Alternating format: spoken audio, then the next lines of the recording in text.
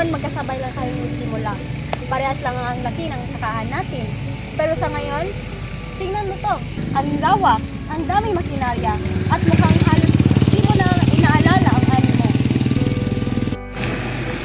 Hindi ito nangyari ng biglaan, Sarah. Nag-isipan ko ng husto ang bawat hakbang. Alam mo kung anong sikreto? Capital budgeting at tamang investing decision lang. Capital budgeting? Alam ko yan. Pero parang hindi ko masyadong pinagbibigyan pansin sa sakahan ko. At baka yan ang dahilan kung bakit hindi ganoon kalaki ang paglago ng sakahan mo, kaibigan. Hindi pwedeng basta na lang gumastos o bumili ng bagong kagamitan na hindi sinusuri kung sulit ba ang investment. Kaya pala nauna mong itinayo ang irrigation system. Malaki ba talaga ang nag-epekto nito? Napakalaki, Sarah. Dati umaasa lang ko sa ulan, pero ngayon, kontrolado ko na ang tubig. Mas mataas na ang ani, mas mababa ang losses. Ito yung puhunan, 5 milyon. Pero dahil sa mas mataas ang ani, nabawi ko ito sa loob ng 5 taon. 5 taon lang? Oo, hindi lang ako basta nanghiram ng pera. Ipinakita ko pa sa investor ko at bangko ng IRR ang proyekto.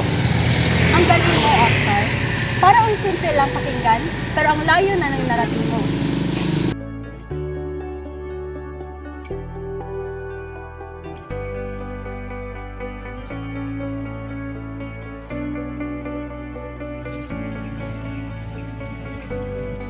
Hindi ito maaari. Kailangan ko rin palawakin ang aking sakahan. Hello, Tom. Let's have an urgent meeting tomorrow.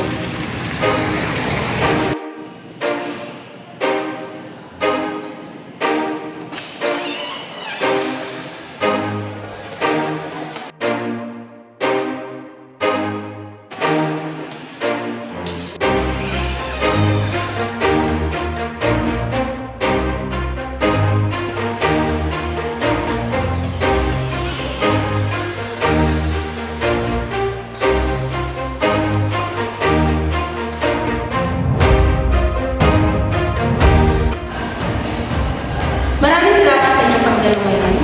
Nais kong pag-usapan ang pagpapalawak ng aking sakahan. Ngunit gusto kong siguruhin makapagawa tayo ng tamang desisyon at sigurado magbibigay ito ng magandang returns. Tom, gusto ko sanang pag-usapan ang tungkol sa capital budgeting at kung paano natin susuriin ang mga investment projects. So magandang hapon sa ating lahat. Salamat, Sarah. Tama ka, napakahalaga ng pagtingin sa mga investment na ito. Ang capital budgeting ay nagbibigay sa atin ng analytical na pamamaraan upang piliin ang mga proyekto. Mabibigyan ng halaga sa iyong sakahan. So una, gagamitin natin ang mga pamamaraan tulad ng net present value, internal rate of return, at maaaring gumamit din tayo ng payback period. So upang maikumpara natin ang mga proyekto. Tom, paano natin sisimulan ang palusuri ng proyekto? Isa sa mga proyekto na nag-estimate mong kahi ay ang pagpapalawak ng ating irrigation system, pati na rin ang automation sa pagdaan. Sige, Rachel. So, ating susuriin ang mga proyekto na gagamitin at ang mga financial metrics. Kapag pinag-uusapan natin ang net present value or titignan natin ang inaasahang cash flows mula sa investment, ang proyekto na may positibong net present value ay nakakalugang maganda ang ating investment.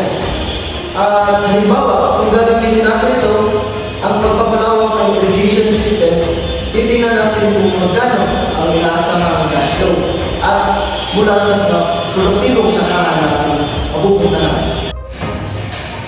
Kailangan natin isama ang pagkakaroon ng visibility ito. Kung tataas ang kita mula sa irrigation, dapat may sapat na kapasidad ang ating mga sistema upang matutustusan ito. Ang automation ay makatulong din upang mapabilis ang proseso. Pero Tom, kailangan natin isama ang initial investment. Ang irrigation system at automation system ay nangangailangan ng malaking kapital. Halimbawa, ang initial investment ay aabot ng 300,000. Kailangan natin isama ito sa ating pagsusuri. Tama ka, Rachel. So, ang initial investment na 300,000 ay kailangan isama sa pag-compute ng net present value. So, Kung inaasahang cash flow natin kada taon ay 75,000 mula sa mas produktibong sakahan, gagamitin natin ang formula ng net present value. So, kung gagamitin natin ang rate of return na 10%, kung positibo ang resulta nito ay magpapatuloy tayo.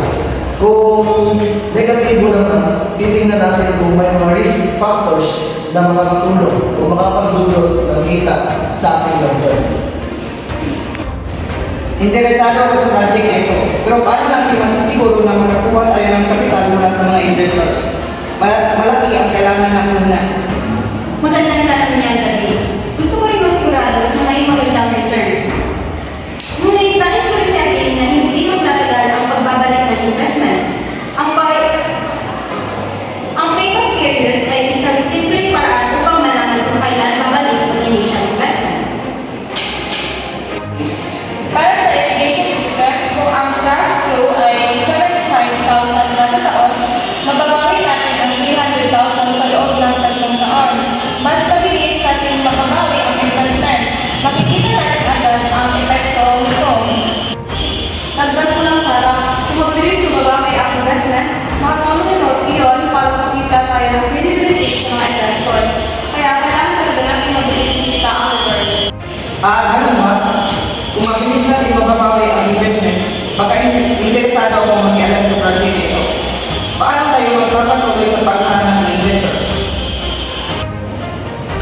So, kung mataas ang ating internal rate of return kumpara sa iyong cost of capital or required return rate, so magandang indikasyon ito na maganda ang ating proyekto.